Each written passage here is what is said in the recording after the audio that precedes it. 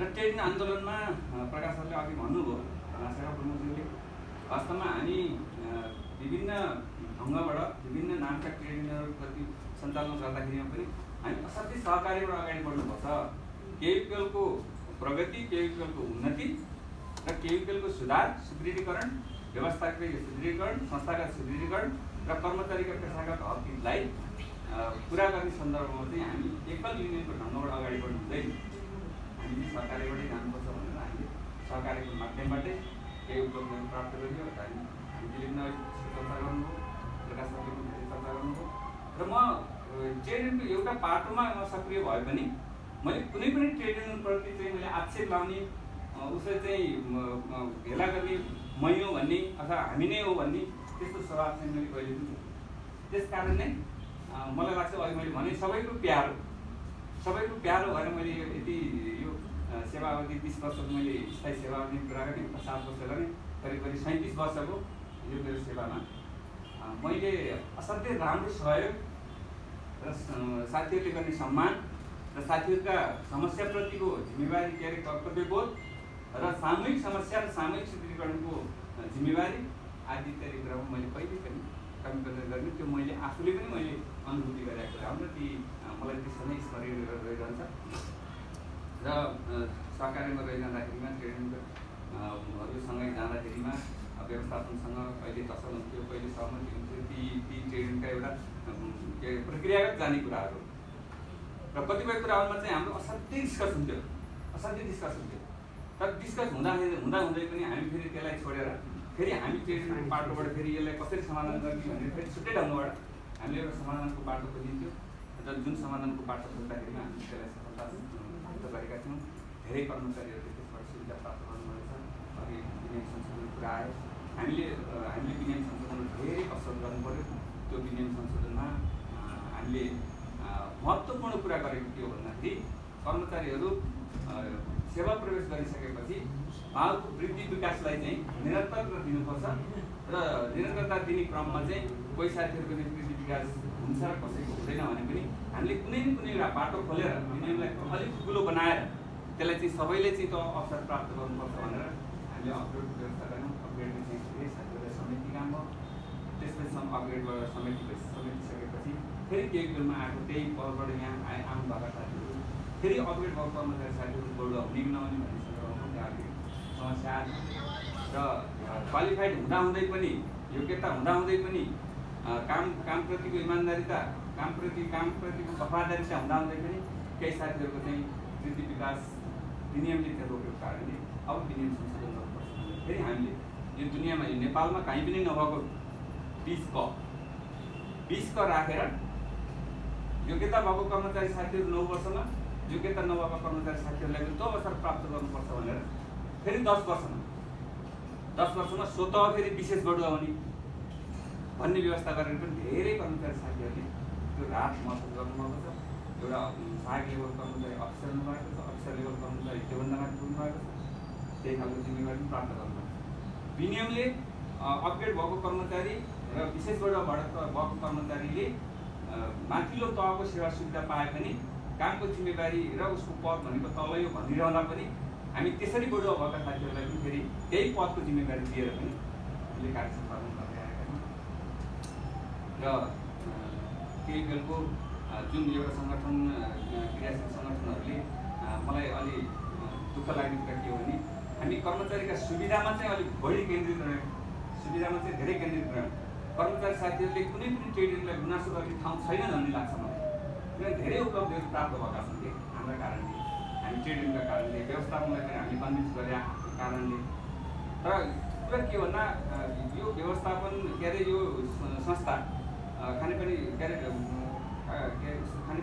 तथा घर विकास समिति संस्थानदेखि के अरे नेपाल खानेपानी संस्थान र केयुपिएलसम्म आउँदा हामी ट्रेड युनियन कर्मीहरूले जसरी संस्थागत सुधारहरू र यो संस्थाको सुदृढीकरण गर्नु पर्थ्यो र यसलाई सक्षम बनाउनु पर्थ्यो, त्यो भूमिकामा चाहिँ हाम्रो अलिकति कमी रहेको या हामीले नसकेको या हाम्रो उद्देश्य चाहिँ त्यो उद्देश्य देखाउने र कर्मचारीका सुविधाहरूमा चाहिँ बढी केन्द्रित गर्ने त्यो पो हो कि भन्ने पनि मेरो त्यो लामो समय ट्रेड युनियन आन्दोलनमा गएको कारणले मलाई त्यो अनुभूति भएको छ।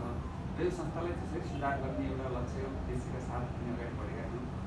त्यो संस्था सुधार गर्न सकिएको अवस्था छैन र भोलिको ट्रेड युनियनहरूले यो संस्था कर्मचारीका सेवा सुविधा वृद्धिका साथसाथै यो संस्थाको सुदृढीकरण नगर्यो भने हाम्रा सेवा सुविधाहरू वृद्धि हुने अवस्था देखिँदैन। त्यसकारण पनि यो संस्थाको सुदृढीकरणमा अलिक बढी आवाज उठाउने, अलिक बढी लगनशील हुने।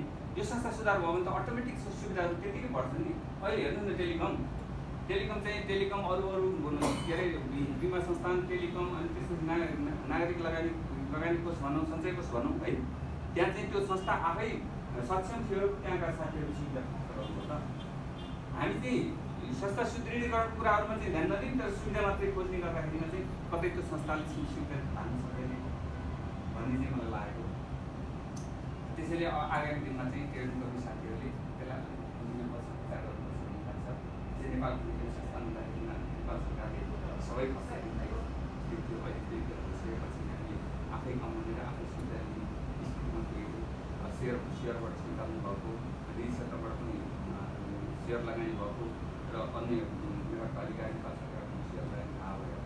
अब तिनीहरूको सेयर लगानीबाट भएको कम्पनीको हान्नताले चाहिँ तिनीहरूलाई चाहिँ सरकारको पनि आवश्यक। यसैलाई नै राम्रो सक्षम बनाएर अगाडि बढियो भने मात्रै सुविधाहरू प्राप्त गर्न सकिन्छ भन्ने लाग्छ। र अब म ट्रेनिङको नेतृत्व गरिरहँदाखेरि धेरै कर्मचारीहरू संस्थागत भए, व्यक्तिगत भए, सामूहिक भए, हरेक कुराहरूमा चाहिँ म अलिक बढी नै सिरियस हुन्थेँ क्या। म एजेन्डामा गइसकेपछि मलाई के लाग्थ्यो भने यो सम्बोधन गर्नैपर्छ भन्ने मेरो दृष्टिकोण हुन्थ्यो क्या। यो फितलो एजेन्डाको उठाएर यसलाई चाहिँ धारा टारेर यसरी गएर यसरी थाम्नु पारौँ भन्ने मेरो उद्देश्य कहिले सकिने कुरालाई मात्रै अगाडि बढाउने, नसकिने कुरालाई चाहिँ अगाडि नबढाउने। जुन कुरो सकिन्छ त्यो कुरामा मात्रै हात हाल्ने र जुन कुरा सकिँदैन त्यसमा हात नहाल्ने। मेरो चाहिँ आफ्नो सोच चाहिँ त्यो थियो र त्यसै गरी अगाडि बढियो र ट्रेनिङको सहकार्यबाट अहिले पनि सहकार्यमा साथीहरू राख्नु लाग्छ, छुट्टिराख्नु लाग्छ। यसलाई चाहिँ सँगसँगै संस्थाको सुदृढीकरण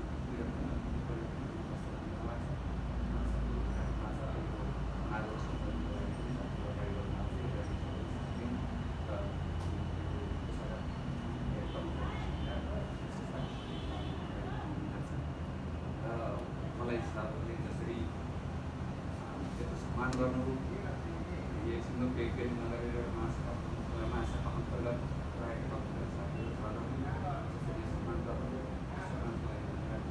र मेरो अलिकति त्यो अनुभव के रह्यो भन्दा मैले दुईवटा कुरा मैले के बुझेको छु भने संस्था पहिलो संस्था, त्यसपछि संस्थाको कर्मचारी परिवार, संस्थाको कर्मचारी परिवार, अनि त्यसपछि ट्रेड युनियन चाहिँ त्यस्तो नम्बरमा पर्छ। संस्था नभए कर्मचारी नहुनु, कर्मचारी नभए ट्रेड युनियन। त्यस कारण संस्था, कर्मचारी अनि ट्रेड युनियन चाहिँ साथमा त्यस्तो। हामी चाहिँ ट्रेड युनियनलाई पहिलो नम्बरमा राख्यौँ भने समस्या सिर्जना हुन्छ। यसरी चाहिँ हायरार्की गर्नु थाल्यो संस्था, कर्मचारी, ट्रेड युनियनका जति हो त्यसलाई चाहिँ त्यसै गरी साथीहरू काम गर्छ। र मलाई मेरो व्यक्तिगत रूपमा चाहिँ मलाई त्यो कानुन सभामा आइसकेपछि भन्नुभयो यसरी चाहिँ कानुन सभामा आयो र मलाई अलिकति मेरो तितो अनुभव के हो भने यो व्यवस्थापनको हिसाबले हेरेको मैले नामै लिएर भन्न चाहन्छु। कुनै पनि व्यवस्थापकहरू ट्रेड युनियन कर्मीको नाताले उसलाई विभेद गर्ने, कर्मचारी होइन यो ट्रेड युनियन कर्मी भन्ने हिसाबले विभेद गरियो भने त्यसले चाहिँ समस्या सृजना हुन्छ। पहिला कर्मचारी त्यसपछि ट्रेड युनियन हो भनेर व्यवस्थापनले पनि बुझ्यो भने चाहिँ त्यो समस्या हुँदैन। ट्रेड युनियन कर्मी मात्रै हो भन्ने खालको हो भने त्यो समस्या सृजना हुन्छ, त्यो समस्या बल्झिँदै जान्छ, अगाडि बढ्दै जान्छ। यो कुरालाई चाहिँ सरहरू व्यवस्थापन बस्नुमा व्यवस्थापन गरेका साथीहरूलाई चाहिँ मन गर्न चाहन्छु। र ट्रेड युनियन र व्यवस्थापन भनेको उच्च व्यवस्थापन, अर्को व्यवस्थापन ट्रेड युनियन र व्यवस्थापन भनेको एकअर्काका परिपूरक भए तापनि ट्रेड युनियन चाहिँ व्यवस्थापनको भरमा ट्रेड युनियन, त्यसलाई अलिक ध्यान दिनु, व्यवस्थापनका भरमा चाहिँ ट्रेड युनियन अनि ट्रेड युनियनको भरमा उच्च व्यवस्थापन। हेर्नुहोस् है, व्यवस्थापनको भरमा ट्रेड युनियन सञ्चालन गर्ने र ट्रेड युनियनको भरमा व्यवस्थापनलाई सहयोग गर्ने टिकिरहने भन्ने खालको सिस्टम नभएसम्म न व्यवस्थापनद्वारा हुन्छ न ट्रेड युनियन तल पाटो। त्यसरी छुट्याएर हेर्नुपर्छ। तर हाम्रो केइकेएल हिजो खानेपानी संस्थानदेखि त्यो एउटा सिस्टम के बस्यो भन्दाखेरि ट्रेड युनियन र व्यवस्थापनको असाध्यै नजिकपन, त्यही ट्रेड युनियनलाई प्रयोग गरेर व्यवस्थापन चाहिँ बलियो हुनुपर्ने, टिकिराख्नुपर्ने, अनि त्यही व्यवस्थापनबाट प्लस गरेर ट्रेड युनियन सञ्चालन गर्नु, यो चाहिँ फरक। त्यसरी ट्रेड युनियन पनि बलियो हुँदैन र व्यवस्थापन पनि बलियो हुँदैन। व्यवस्थापन आफैमा सक्षम छ भने ट्रेड युनियनको सहयोग चाहिँदैन। व्यवस्थापनले आफ्नो सक्षमता देखाउन सक्छ। आफू दह्रो ढङ्गबाट म यो संस्थाको लागि गर्छु भनेर अगाडि बढिरहेको सन्दर्भमा ट्रेड युनियनले अप्ठ्यारो पार्दैन। तर व्यवस्थापन कमजोर भयो भने ट्रेड युनियनको सहारा खोज्छ। जब ट्रेड युनियनको सहारा खोज्छ अनि व्यवस्थापन कमजोर हुन्छ। जब व्यवस्थापनको सहारा खोजेर ट्रेड युनियन चल्छ, ट्रेड युनियन नचुक्यो होइन। ट्रेड युनियन सञ्चालन त्यसरी हुँदैन, व्यवस्थापन त्यसरी सञ्चालन हुँदैन। त्यस कारण यसलाई चाहिँ उच्च व्यवस्थापन र अरू तल रहेका व्यवस्थापनका सरहरूले पनि यसलाई मनन गर्दै ट्रेड युनियन गर्ने साथीहरूले पनि यसलाई मनन गर्नुपर्छ भन्ने मलाई लाग्छ है। ट्रेड युनियनको पाटोहरू र केइकेएलमा, स्पेसल्ली केइकेएलमा खानेपानी संस्थानदेखि केइकेएलमा आइरहँदा ट्रेड युनियन कर्मीहरूको धारणा के छ भने त्यो व्यवस्थापनसँग नजिक नभइकन उसले चाहिँ त्यो लागू पदमा आउने अवसर प्राप्त हुँदैन भन्ने सोच छ। त्यो सोचबाट बाहिर आउँछ। एउटा कर्मचारी शाखामा व्यवस्थापक हुन्छ अनि केन्द्रमा आएर ट्रेड युनियन हुन्छ।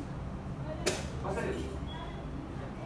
शाखामा चाहिँ ऊ व्यवस्थापक हुन्छ, ऊ ट्रेड युनियन बिर्सिन्छ, त्यहाँनिर उसले व्यवस्थापकीय हिसाब चल्नुपर्छ। अनि त्यही कर्मचारी फेरि केन्द्रमा आएपछि के हुन्छ? Trade union. हामी त्यो ट्रेड युनियन जो अधिकार प्राप्त व्यवस्थापनको अधिकार प्राप्त ठाउँमा रहेको छ अनि त्यो व्यक्तिले ट्रेड युनियनको कुरा पनि पुरा गर्न सक्दैन। अनि व्यवस्थापनले पनि फेरि त्यसलाई चाहिँ सहयोग लिएर ट्रेड युनियन कामहरू गर्नु सक्छ। त्यहाँ किनभने स्वार्थ लुकेको छ।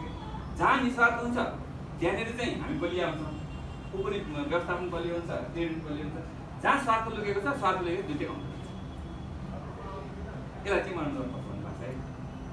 उच्च व्यवस्थापकदेखि सर्वोच्च जुन जुन व्यवस्थापन हुन्छ सहयोग चाहिन्छ। तर आफू कमजोर रहेर ट्रेड युनियनको पदमा म छु भनेर देखाउने खालको कुरा हो भने त्यो संस्थाका लागि पनि घातक हुन्छ, आफूलाई पनि घातक हुन्छ, ट्रेड युनियनलाई घातक हुन्छ। मैले गरेको अनुभव है। त्यसैले व्यवस्थापनमा दूरदर्शी हुनुपर्छ।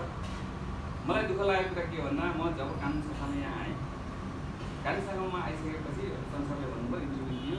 इन्टरभ्यू दिइसकेपछि रिजल्ट निकाल्नलाई 3 वर्ष।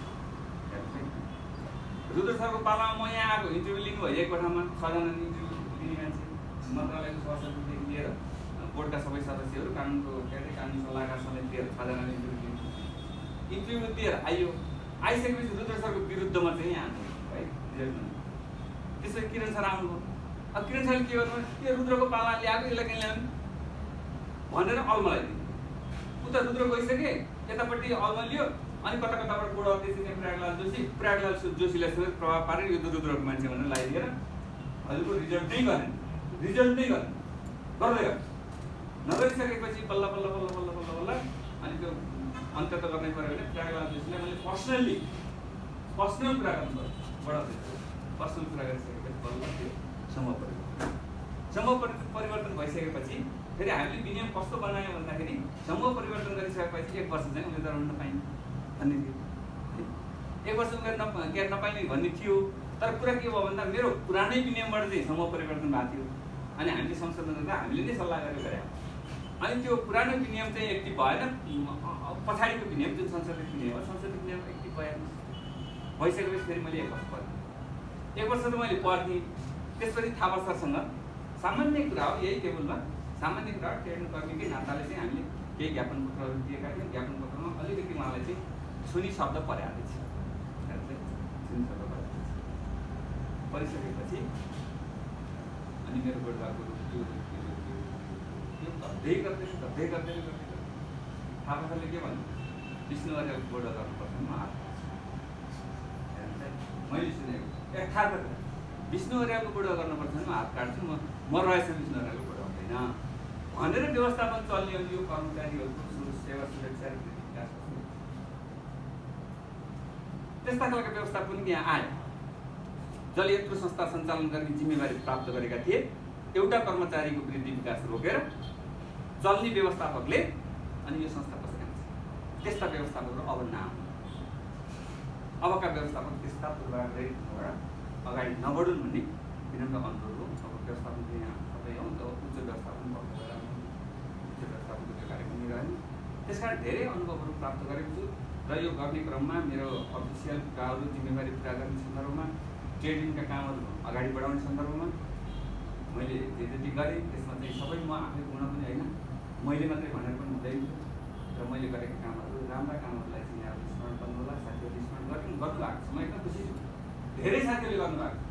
विष्णु अर्याल सायदै विष्णु अर्यालको टिका टिप्पणी अलिअलि त हुन्छ नै, तर टोटल कर्मचारीको माझमा चाहिँ विष्णु अर्याल साथी गराउने मान्छेको रूपमा चाहिँ हुँदैन जस्तो मलाई लाग्छ।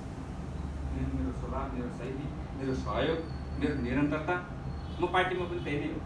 सङ्गठनमा जसरी लाएँ त्यसै गरी पार्टीमा पनि लाग्छु र आफ्नो जिम्मेवारी जसरी मैले जिम्मेवारी पुरा गर्नुपर्छ भनेर म जसरी अगाडि बढ्छु त्यो सबै ठाउँमा मेरो त्यही नै छ।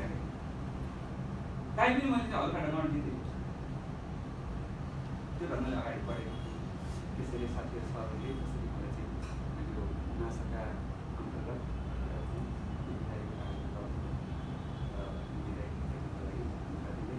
मेरा राम्रा कामहरूलाई चाहिँ स्मरण गर्नु होला। अब अफिसको कामको सन्दर्भमा, ट्रेनिङका सञ्चालनको सन्दर्भमा कोही कोही सरहरूलाई चाहिँ यो के उसलाई चाहिँ मैले केही कुरा राख्दाखेरिमा अलिकति असहज परिस्थिति, असहज त्यस्तो स्मरण भएको रहेछ भनेदेखि यो ट्रेनिङको नाताले, ट्रेनिङ कर्मीको नाताले भनेको सोचेर त्यसलाई चाहिँ बाहिर राखेर राम्रो कुराहरू होला र यही क्रममा यत्रो लामो समयसम्म गरेँ। यहाँका आवश्यकता व्यक्तिगत रूपमा, सामूहिक रूपमा, साङ्गठनिक रूपमा, जुनसुकै रूपमा पनि यहाँहरूले चाहिँ मलाई बोलाएको खण्डमा, यस्तो गर्नु पऱ्यो भन्ने खण्डमा म जहिले पनि हालिदिन्छु। म त्यस्तो मान्छे हो कि मैले परिवार छोडेर काम गर्ने मान्छे हो क्या मैले परिवारको समस्या मान्दिनँ, मेरो जिम्मेवारीको समस्या मान्छे क्या म।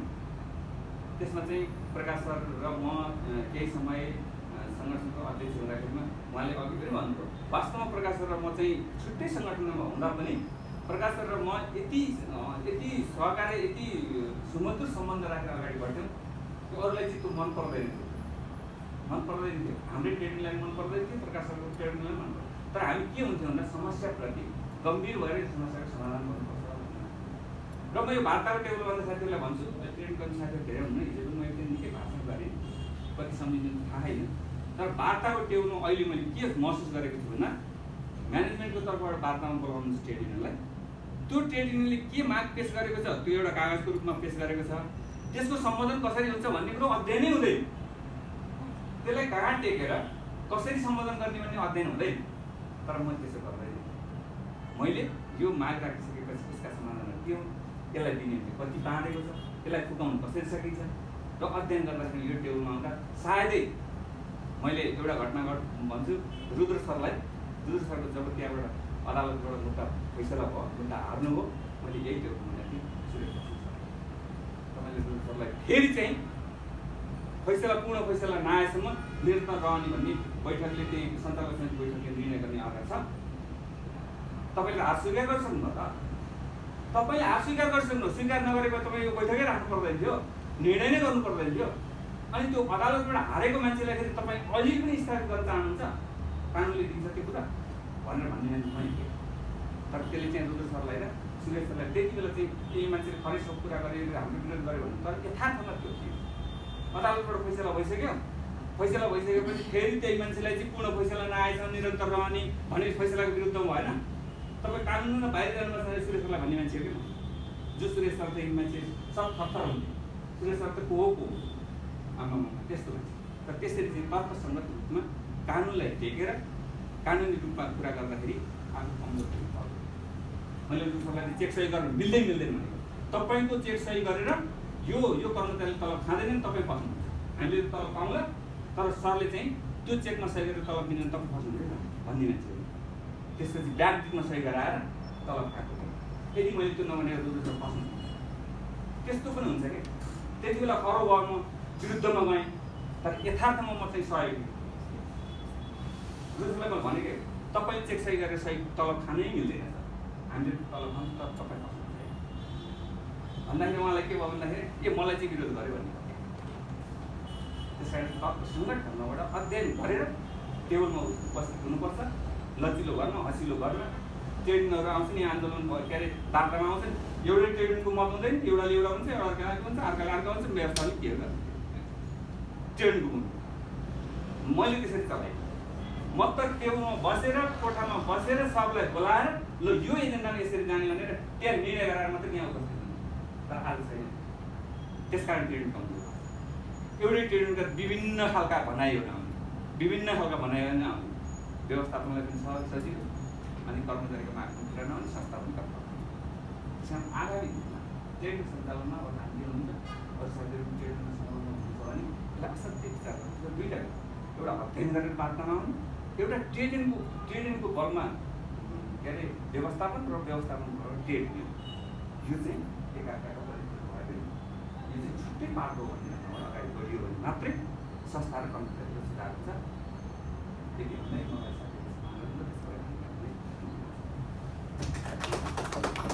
धन्यवाद।